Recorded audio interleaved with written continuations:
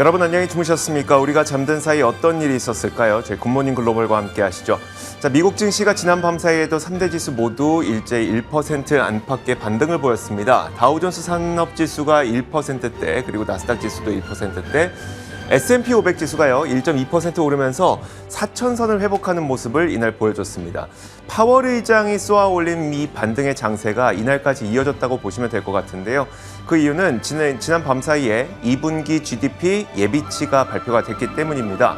자, 예비치는 이제 0.9% 역성장한 것으로 나타났기 때문에 1분기에 1.6%의 역성장, 그러니까 두 개 분기 연속 역성장이 나타났습니다. 결국 경기 침체에 대한 우려감이 커지고 있음에도 불구하고 시장에 올랐다는 것은 파월 의장이 쏘아올린 반등 장세가 계속 이어졌다, 이렇게 보시면 될 것 같습니다. 종목별로 보더라도 여러 가지 이슈들이 발생한 가운데 일단 인텔의 경우에는요, 반도체 법안이 거의 이제 사실상 통과가 되고 있는 것 같습니다. 바이든 대통령의 사인만을 남겨두고 있는 상태인데, 그럼에도 불구하고 인텔은 실적 발표를 하면서 시간의 거래에서 거의 10%가량 하락하고 있는 상태고요. 자, 반면에 이제 실적 발표를 했던 애플과 아마존 모두 시간의 거래에서 크게 오르거나 조금 오르는 그런 모습을 나타내고 있습니다. 어떤 일들이 있었는지는 지금부터 하나씩 자세하게 설명해 드리도록 하겠습니다. 자, 먼저 마감 시황부터 살펴보시죠. 최서영 캐스터입니다. 현지 시간 7월 28일 목요일장 마감 상황 전해드리겠습니다. 뉴욕 증시는 미국의 2분기 GDP 성장률이 마이너스를 기록했다라는 소식에 하락했지만 곧바로 반등에 성공했는데요. 연준의 긴축 속도 조절 기대감에 이어서입니다. 그래서 어제 이어서 오늘도 상승 랠리를 이어갔는데요. 다우지수는 1% 가까이 상승했고요. S&P 500과 나스닥 역시 1% 상승 마감했습니다. 그럼 시장 움직였던 주요 이슈들 확인해 보도록 하겠습니다. 미국의 2분기 GDP가 역성장했다는 소식이 들려오면서 경기 침체 우려가 고조됐습니다. 미국의 2분기 GDP 성장률이 마이너스 9%로 나오면서 지난 1분기에 마이너스 1.6% 성장률을 기록한 것에 이어서 두 개 분기 연속 역성장을 기록했습니다. 이렇게 두 개 분기 연속적으로 마이너스 성장률을 기록했기 때문에 미국 경제는 기술적 침체에 진입했습니다. 그러나 오히려 미 증시는 상승 랠리를 이어갔습니다. 그 이유는 시장이 이 성장세 둔화가 연준의 긴축 속도를 늦출 수 있다는 데에 주목했기 때문인데요. 파월 연준 의장이 어제 FOMC 회의 이후에 기자회견에서 금리 인상 속도 조절 가능성에 대해서 언급했었죠. 그래서 어제 시장이 크게 뛰어오르기도 했었는데요. 이번에 미국 경제의 성장세 둔화가 확인이 되면서 파월이 언급한 속도 조절에 대한 기대가 더 커지면서 뉴욕 증시와 암호화폐 시장이 동시에 상승했습니다. 제닛 옐런 미 재무장관은 GDP가 연속적으로 마이너스가 나와도 경기 침체는 아니다라고 밝히기도 했습니다. 기술적인 경기 침체 요건을 충족시키기는 했지만 공식적으로 관련된 우려에 대해서 선을 긋기도 했었죠. 경제 성장에 있어서 뚜렷한 둔화를 목격하고 있기는 하지만 경기 침체는 전반적이고 광범위한 경제의 악화이며 이는 현재 일어나고 있지 않다라고 강조했습니다. 이번에 섹터 종목별 흐름 확인해 보도록 하겠습니다. 커뮤니케이션 섹터를 제외한 모든 sek터들이 상승했습니다. 이날 특히 부동산과 유틸리티 섹터의 흐름이 좋았는데요. 반면에 어제 실적을 발표한 메타와 퀄컴이 빨간불을 켜면서 하락했습니다. 종목별로 자세히 확인해 보도록 하겠습니다. 오늘은 애플과 아마존 두 빅테크 기업이 장 마감 후에 실적을 발표했습니다. 먼저 조금 전 실적을 발표한 애플부터 보겠습니다. 매출과 이익 모두 예상치를 상회하면서 시간외에서 3% 이상 상승 중인데요. 전체 매출은 YOY 기준 2%, 아이폰 매출은 3% 증가한 것으로 알려졌습니다. 다음은 아마존입니다. 2분기 연속 적자를 발표했지만 시간외에서는 급등했습니다. 리테일 관련주의 부진이 이어지는 상황에서 아마존에 대한 시장의 우려도 많았는데요. 매출이 예상치보다 높게 나왔다는 사실에 시장 반응은 긍정적이었습니다. 자세한 내용은 잠시 후에 애프터마켓 통해서 전해드리도록 하겠습니다. 메타는 어제 장마감 후에 시장 예상치를 하회하는 실망스러운 실적을 발표했었죠. 3분기 매출 전망치도 하향 조정했습니다. 메타의 분기 매출은 이번에 사상 처음으로 감소한 건데요. 메타 측은 수익성 악화의 주요 원인으로 애플의 개인정보 보호 강화로 인한 맞춤형 광고 수익 둔화, 그리고 달러 강세를 뽑았고요. 5% 넘게 하락 마감했습니다. 퀄컴도 어제 장마감 후에 실적을 발표했는데요. 3분기 실적 전망을 낮춰 잡은 후 약 4.5% 하락했습니다. 경기 침체와 중국 코로나19 봉쇄 등의 영향을 그 이유로 들었는데요. 한편 퀄컴은 삼성전자와 라이선스 계약을 연장하면서 협력을 강화시키기로 했다고 밝혔습니다. SC는 수요일 장마감 후에 실적을 발표한 이후 힘든 경제 환경 속에서도 10% 넘는 분기 수익 성장을 기록하면서 주가가 10% 가까이 급등했습니다. 포드도 실적을 발표했는데요. 탑모델 차량들이 인기를 끌면서 차량 판매 매출이 전년 동기 대비 크게 뛰어올랐습니다. 이에 힘입어서 배당금을 주당 15센트로 인상한다라고 밝혔는데요. 이로써 배당 역시 코로나19 팬데믹 이전 수준까지 회복됐습니다. 이 소식에 주가는 약 6% 뛰어올랐습니다. 화이자는 예상치를 웃도는 실적을 발표했지만 1.75% 하락했습니다. 화이자는 코로나19 백신과 치료제 덕분에 2분기 실적이 크게 올랐지만 코로나19 관련 제품들을 제외하면 지난 분기 매출 증가율은 1%에 그친 것으로 드러났습니다. 컴캐스트는 견고한 실적을 발표했음에도 불구하고 약 9% 하락했습니다. 브로드밴드 구독자 수를 늘리는 것에 처음으로 실패했는데요. 이번 달에만 3만 명의 구독자를 잃었다라고 합니다. 태양광과 클린에너지 관련주들은 급등했습니다. 썰런, 퍼스트솔라, 엔페이즈 등이 급등했는데요. 기후 법안에 대한 합의에 도달했다고 발표했기 때문입니다. 이 법안으로 인해서 향후의 기후 위기 대응에 3,690억 달러가 투입될 예정입니다.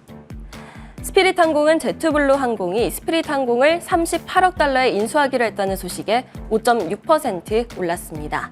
반면 제트블루 항공의 주가는 0.36% 하락했습니다. 다음은 상품 선물 시장 확인해 보도록 하겠습니다. 국제유가는 소폭 하락했습니다. 미국의 휘발유 수요가 늘고 있지만 경기 침체 우려가 여전하기 때문입니다. 현재 국제유가 97달러 선에서 현재 거래되고 있습니다. 비트코인 가격은 23,000달러를 넘어섰습니다. 미 연준이 기준금리를 인상했지만 앞으로의 인상 속도가 조절될 수 있다라는 가능성에 주가가 상승했었는데요. 역시나 이 흐름을 함께 이어갔습니다. 지금까지 뉴욕 증시 마감 시황 전해드렸습니다.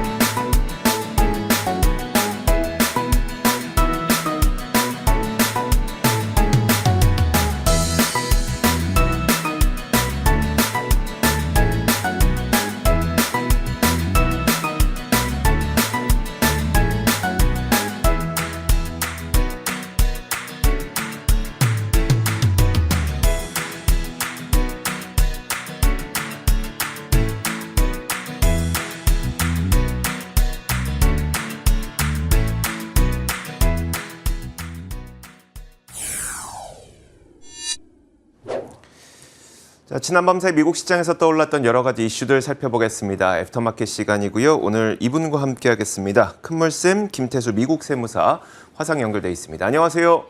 네, 안녕하세요. 자, 오늘 첫 번째 키워드는 무엇인지부터 한번 살펴보도록 하죠. 자, 첫 번째 키워드는 바로 이겁니다. 경기 침체 서막이라는 키워드인데 아무래도 지난 밤 사이에 이 미국의 GDP 성장률 2분기에 역성장을 한 것으로 나타나면서 다시 한번 경기 침체에 대한 우려가 좀 나타나고 있긴 한 것 같거든요. 물론 시장 반응은 그렇지 않습니다만요. 자, 어떤 내용일까요?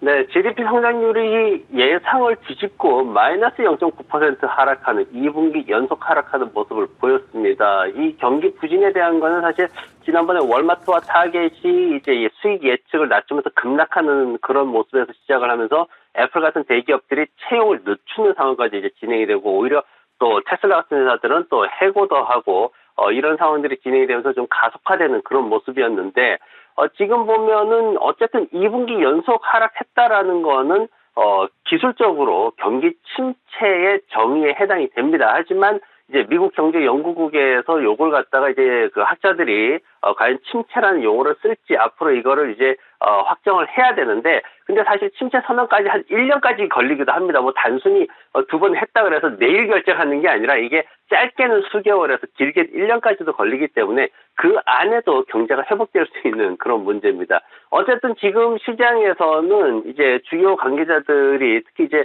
옐런 재무장관 같은 경우에는 시장의 어떤 노동 시장이 괜찮다라는 그런 얘기를 하면서, 그리고 지금 뭐 일자리가 한 35만 개 이상 계속해서 증가하고 있다 이런 얘기를 하면서 전체적으로 침체는 아니다라고 얘기를 했고요. 그리고 파월 의장 같은 경우에도 이제 침체라고 생각하지 않는다라고 분명히 그렇게 못을 박았습니다. 그러면서 지금 보면은 이제 자이언트 스텝을 이제 0.75% 추가 인상하고 나서 이제 앞으로 경제 인플레이션 관련해서 조금 누그러질 것이다라는 그런 어떤 희망적인 메시지를 전하면서 이번에 시장이 그렇게 상승을 한 거고, 지난밤에 이제 바이든 대통령도 나서가지고 뭐라고 했냐면은 GDP 보고서 나온 다음에 이제 연설을 했는데 침체 있지 않다 이렇게 또 얘기를 했습니다. 바이든 대통령 같은 경우에는 지금 여러 뭐 일자리 역시 이제 노동 시장에 대한 얘기들을 계속 하고 있는데 일자리들을 이제 팬데믹 이전 수준으로 되돌렸다 이렇게 얘기를 하면서 인플레이션이 앞으로도 이제 점진적으로 낮아질 것이다라는 그런 얘기를 하고 있고, 경제가 조금 둔화되는 거는 이제 인플레이션이 낮아지는 과정에 있는 어떤 그런 상황이기 때문에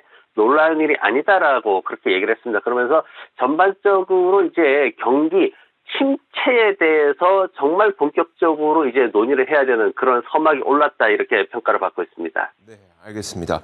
자, 그러다 보니까 이제 침체를 사실 알기까지는 굉장히 오랜 시간이 걸릴 거예요. 말씀하셨던 것처럼 정말 침체를 벗어나서 회복되는 과정에서 그때는 침체였다. 이렇게 전미경제연구소가 정의를 내릴 수도 있는 거니까요. 자, 그렇다면 우리가 앞으로 경제 그리고 앞으로 시장이 어떻게 흘러갈지는 뭘 보고 어떻게 알 수가 있는 걸까요?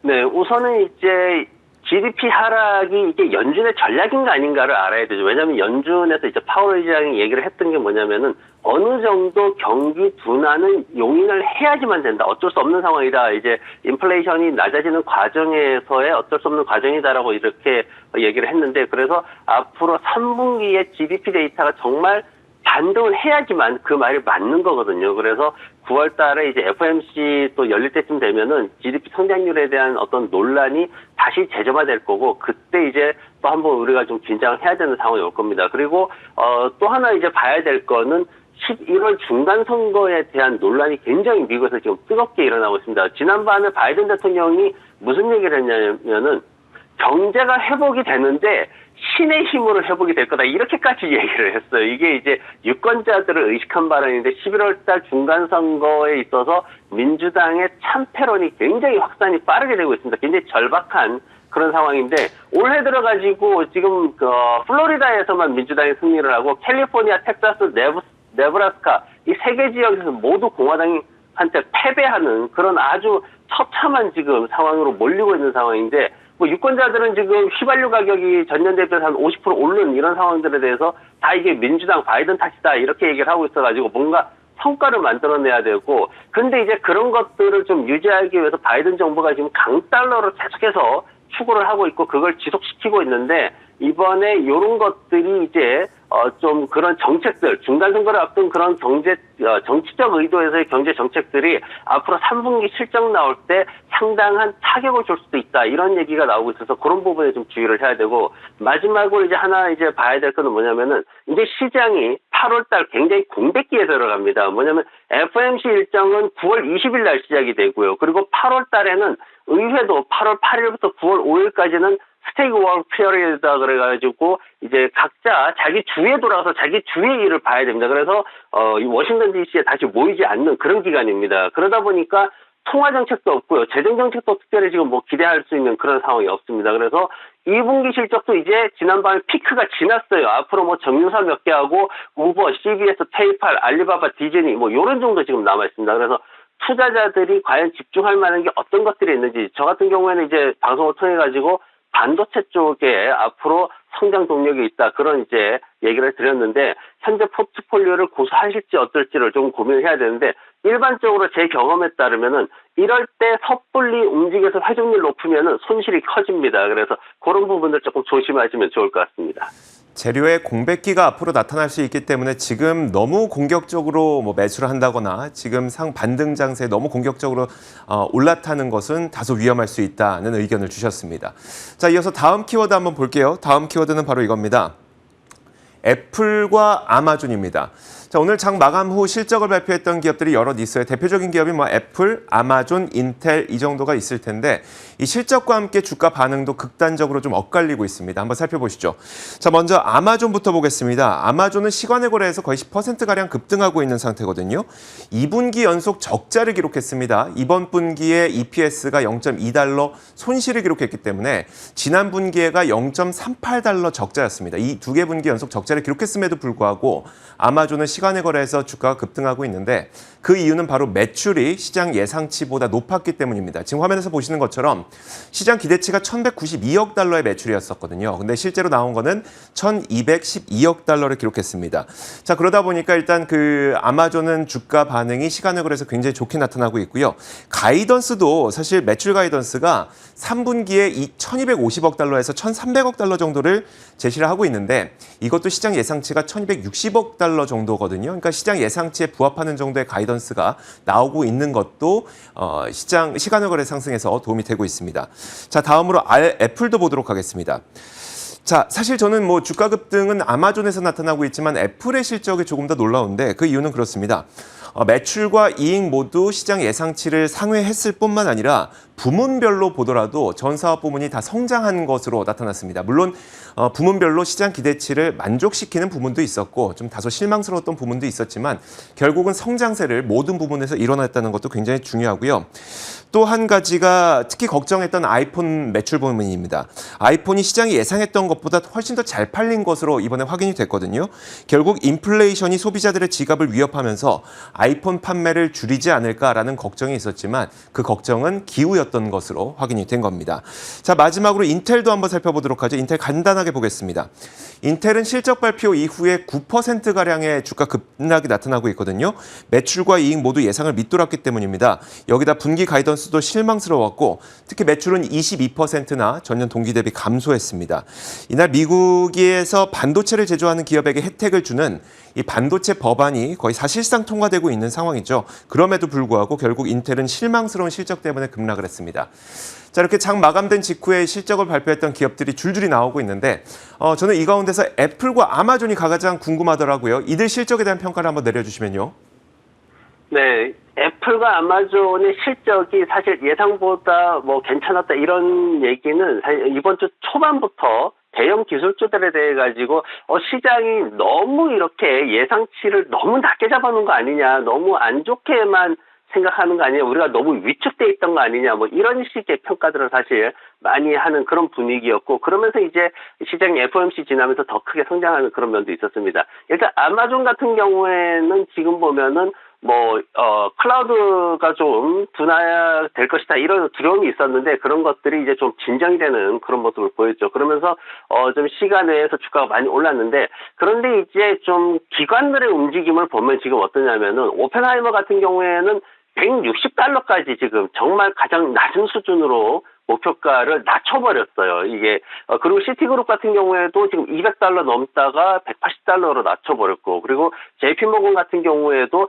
175달러까지 낮췄습니다. 그래서 평균 목표가 자체가 아마존닷컴이 200달러 아래로 급락하는 이런 상황들이 되고 있는데 근데 이제 이런 매수 의견을 보면 거의 매수 내지는 비중 확대 이런 수준에서 아직은 유지를 하고 있어요. 그래서 기대감은 남아 있지만 그래도 앞으로의 어떤 상황에 대해서 어떤 기관 투자자들이 확신을 하지 못하는 뭔가 수익성이 어느 정도 그래도 괜찮을 것이다라는 그런 부분에서 확신을 하지 못하는 그런 상황이고 애플 같은 경우에도 말씀하셨듯이 아이폰 판매와 서비스는 수익이 좀 증가를 했는데 나머지 부분들은 다 감소하는 그런 모습 보였습니다. 뱅크 오브 아메리카 같은 경우에는 뭐라고 했냐면은 앞으로 미국의 강달러 현상 때문에 상당한 역풍을 받을 것이다. 이게 이제 시장에서 예측하는 게 사실 상당히 큽니다. 마이너스 7%포인트에서 마이너스 10%포인트까지도 순이익이 낮아질 수 있다. 이렇게 지금 분석을 하고 있는데 이게 어떤 상황이냐면은 순이익이 10% 증가해봐야 강달러 때문에 그거 다 마이너스 될 것이다. 이렇게까지 예상을 하고 있는 겁니다. 그래서 이런 부분들에 대해 가지고 지금 시장에서는 목표가를 애플이나 아마존닷컴에 대해서 계속해서 지금 낮추고 있는 그런 추세이기 때문에 여러 가지 이제 뭐 중국의 어떤 그런 오미크론 제약성 문제 이런 것들도 사실 애플은 걱정을 하고 있는데 이런 문제들로 인해 가지고 지금 그렇게 예전에 어떤 바닥권에서 기술주들이 치고 올라가던 강하게 시장을 끌어올리던 그런 모습은 사실 기대하기가 조금 어려운 상황이 아닌가 그렇게 평가가 되고 있습니다. 네, 알겠습니다. 자, 이렇게 애플과 아마존 실적 발표에 대한 평가까지 내려봤고요. 이어서 세 번째 키워드 공개하겠습니다. 자, 다음 키워드는 바로 이겁니다. 부진한 광고 수익이라는 건데요. 메타가 실적 발표 이후에 지난 밤 사이에 굉장한 급락을 또 겪기도 했습니다. 자, 어떤 내용일지 먼저 한번 살펴볼까요? 네, 메타가 사실 굉장히 힘든 시간을, 너무 어려운 시간을 지금 보내고 있다고 보여지는데, 지금 보면 장중에 마이너스 8%대까지 하락하는 모습을 보였습니다. 2분기 재무보고서 그다지 좋지 않았습니다. 지금 보면은, 매출이 288억 달러인데, 역사상 처음으로 이제 감소하는 그런 모습을 보였다 그래도 굉장히 시장에서는 충격을 받는 그런 모습이죠. 그리고 지금 보면은 이제 역시나 또 강달러 역풍을 받았다라고 지금 얘기를 합니다. CEO가 나와가지고 그런 얘기를 하는데 그게 아니었으면 강달러 정책이 아니었으면은 매출이 3% 더 증가했을 것이다. 그러면은 사실 매출이 올라가는 거죠. 뭐 역사상 처음으로 감소했다 이런 얘기 들을 필요가 없는 상황입니다. 해외에서 달러로 이제 다시 본사로 보낼 때 여기에서 이제 높은 달러로 인해서 좀 손해가 발생한다 이런 얘기를 한 건데 여기에다 이제 좀 비용이 좀 많이 늘었어요. 영업 비용이 좀 많이 늘었고 그러면서 순이익 같은 경우에도 이제 전년 동기 대비해서 많이 떨어지는 이런 모습을 보였습니다. 뭐 전반적으로 또 시장의 예상치도 좀 빗나가는 그런 모습도 있었고요. 시장에서 지금 이제 트위터와 스냅을 지나오면서 굉장히 어떤 광고 시장의 부담이 커지는 상황이었는데 역시나 메타가 이걸 이제 벗어나지 못하는 이런 상황 그리고 다음 분기 전망까지도 경기 침체에 대한 우려 때문에 이제 광고주들이 이제 지갑을 닫는 거죠. 그러면서 더 어려워질 것이다라고 예측을 하게 되고 그래서 그러다 보니까 지금 현재 상황들이 앞으로 또 예측을 하는 게 상황이 나아지기가 좀 어렵지 않나 이렇게 또 얘기를 하고 있고 강달러에 대한 부분도 역시나 다음 분기에는 또 6%포인트나 추가적으로 또 부담을 줄 수 있다. 아까 이제 제가 애플이나 이런 것들 말씀드리는 것처럼 강달러에 대한 문제가 메타에도 지금 있는 그런 상황입니다. 그래서 이런 부분들이 앞으로 광고 시장 특히 메타 같은 경우에는 광고 비중이 크기 때문에 상당히 앞으로 좀 어려움을 겪을 수 있다라는 그런 평가들이 나오고 있습니다. 알겠습니다. 자, 그런데 이제 온라인 광고 시장의 1위 사업자는 구글 알파벳인 거고요. 그리고 2위 사업자가 메타인데 사실 구글도 그랬고 메타도 그렇고 온라인 광고 시장이 부진하다는 것은 거의 비슷했거든요. 근데 왜 구글은 오르고 메타는 떨어지고 있을까요? 네, 구글 같은 경우에는 전반적으로 메타랑 조금 이렇게 경영이나 이런 부분에서 성과가 좀 다르게 나타나는데 뭐냐면 일단 구글은 2분기에 직원을 해고하지 않았어요. 오히려 증가했습니다. 그러다 보니까 침체의 영향이 그만큼 적다라는 평가를 받았고 또 하나는 이제 구글 자율주행 부문이 매출이 늘었습니다. 어떤 신성장 동력에 대한 부분인데 그런 기대감이 있는 거죠. 지금 메타 같은 경우에는 기대감이라는 게 거의 없는 그런 상황이고 광고 쪽에 너무 집중되어 있는 거고 구글의 클라우드 매출 같은 경우에는 또 35%나 성장을 했습니다. 2년 전하고 비교하면 2배 이상 성장한 거예요. 이게 엄청나게 빠르게 성장하고 있기 때문에 지금 뭐 광고 수익 같은 경우에도 구글은 사실 한 2, 3억 달러 정도밖에는 마이너스가 되지 않은 그런 상황이고 그러다 보니까 구글에 대해서는 성장 동력이 지속되고 있는 그런 성장형 기업으로 아직까지도 그게 이미지가 유지가 되고 있는 거고 그리고 광고 사업은 지금 시장에서는 부업이다. 구글에 있어서 부업이다라고까지 이렇게 표현되고 있을 정도로 어떤 새로운 성장 동력에 대한 기대감이 크기 때문에 메타하고 구글하고 어떤 주가가 엇갈리는 반대 방향으로 가는 이런 모습들을 보이지 않나 그렇게 생각이 됩니다. 특히 이제 메타 같은 경우에는 크게 세 가지 악재가 있는데 경기 침체로 인해서 안 된다는 부분 아까 설명을 드렸죠. 그리고 또 하나는 뭐냐면 애플의 광고 정책 수정이 이게 상당히 영향력이 크게 악영향이 계속 지속되고 있는 이런 상황들이 있습니다. 메타는 사실 거기에서 별로 어렵지 않을 거다, 벗어날 거다라고 주장을 했지만은 실질적으로 실적 나와보니까 거기에 대한 영향이 계속해서 악영향이 누적되고 있는 손실을 키우는 이런 상황들이 되고 있고 또 하나는 뭐냐면은 미국 경쟁 그 규제기관에서 지금 메타에 대해 가지고 불법적인 합병을 했다. 이래가지고 지금 메타버스 관련 분야에서 너무 압도적으로 장악을 하려고 한다. 이렇게 평가를 해가지고 소송을 제기하고 있습니다. 그러다 보니까 전반적으로 메타가 지금 여러 가지 악재에 시달리고 있는 그런 상황입니다. 메타는 여러 가지 악재도 있지만 앞서 말씀해 주셨던 것처럼 다른 사업을 통해서 성장의 기대감에 있는 구글과 그리고 다른 성장에 대한 기대감이 좀 다소 적은 가운데 온라인 매출 광고가 큰 비중을 차지하고 있는 메타의 주가 반응의 차이가 나는 이유에 대해서까지 설명을 해주셨습니다. 자, 이어서 마지막 키워드 한번 볼게요. 마지막 키워드는 바로 이겁니다. 요즘에 이쪽 관심 많으시죠? 천연가스 수혜주입니다. 자, 천연가스 수혜주가 사실 여럿 있습니다. 하지만 지난 밤사이 실적 발표가 된 걸 보니까 가장 큰 수혜주는 태양광 관련주가 이 천연가스의 수혜주가 아닐까라는 생각이 들 정도인데요. 자, 일단 엔페이지 에너지가 실적 발표가 있었습니다. 자, 엔페이지 에너지는 여러분들도 아시겠지만 글로벌 마이크로 인버터 시장에서 최강자 가운데 하나입니다. 마이크로 인버터라고 하는 것은 태양광 시스템에서 전류를 변환시켜주는 장치죠. 그렇기 때문에 태양광 시스템에서 빠질 수 없는 필수 제품입니다. 자, 그런데 최근에 러시아가 유럽 가스 공급을 20% 수준으로 낮춘다고 하면서 가스 가격이 계속 급등하자 태양광 수요가 급증했고 이 덕분에 엔페이지도 강력한 성장을 한 것으로 확인됐습니다. 자, 일단 매출과 이익 모두 서프라이즈했고요. 특히 지난 분기 대비 매출 성장률은 69%, 전년 동기 대비가 아니라 분기 대비입니다. 69% 성장했습니다. 성장을 주도했던 국가는 독일과 네덜란드. 그러다 보니까 이 천연가스 가격 급등의 진짜 수혜주는 엔페이지 에너지다, 그리고 태양광 에너지다라는 이야기가 좀 나오고 있는 것 같습니다. 자, 여기에다가 또 다른 소식도 있었는데요. 지난 밤사이는 미국 민주당이 이날 기후위기 대응 법안에 대한 합의를 이뤄냈다는 소식이 있었습니다. 여기에는 클린 에너지 기업들에 대한 지원 내용이 포함되어 있어서 이날 엔페이지뿐만 아니라 썬런, 썬오바, 썬파워, 이어는 태양광 관련주들이 일제히 동반 급등하는 모습이 또 나타났기도 했거든요. 엔페이지 에너지는 이미 52주 신고가를 기록하고 있는 상태예요. 좀 많이 오른 것 같기도 하고 이렇게 부진한 장세에 좀 강력한 상승을 보이는 기업이라면 좀 올라타야 될 것 같기도 하고 하거든요. 태양광 관련주에 대한 투자는 어떻게 해야 될까요?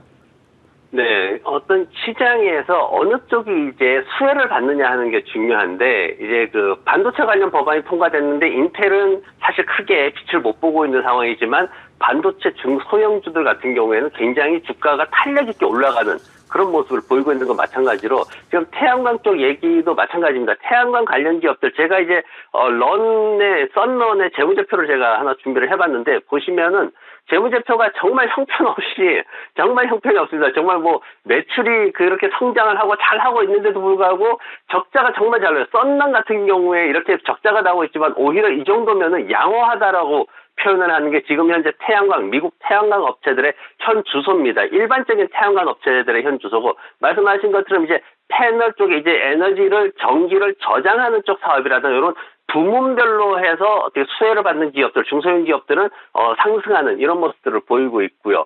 전체적으로 이제 태양광은 수익성이 굉장히 낮게 그렇게 평가가 되고 있습니다. 그래서 바이든 정부도 태양광이나 태양열이 아니라 풍력을 하고 있는 거고, 지금 전기 생산 비용이 2분의 1, 4분의 1 수준으로 지금 풍력이 낮기 때문에 이쪽에 더 집중을 하고 있는 거고요. 그래서 태양광 산업이 수익을 맞추려면 전체적으로 전기 가격이 급등을 해야 되고, 그러면은 또 사회적으로 이제 비용에 대한 충격을 받게 되는 거죠. 근데 이제 이걸 이제 우리가 좀 크게 보면은 지금 이제 태양광이라는 얘기를 이제 더 주목을 하게 되는 이유는 뭐냐면은 유럽에서 지금 나왔던 얘기가 전기차에 대해서 회의론이 지금 급증을 하고 있는 그런 상황입니다. 그러면서 유럽에서 갑자기 이제 전기차에 대한 보조금 완전히 삭감을 해버리고 있죠. 그리고 뭐 저 버스 전용차로 이용할 수 있다 이런 것들 전부 수혜를 갖다 없애버리고 있는 그런 상황들이 진행이 되고 있는데, 왜냐하면 개발을 하면 할수록 이런 쪽으로 개발을 하면 할수록 지금 중국 쪽에 그 시장을 뺏기고 있는 그런 상황이기 때문에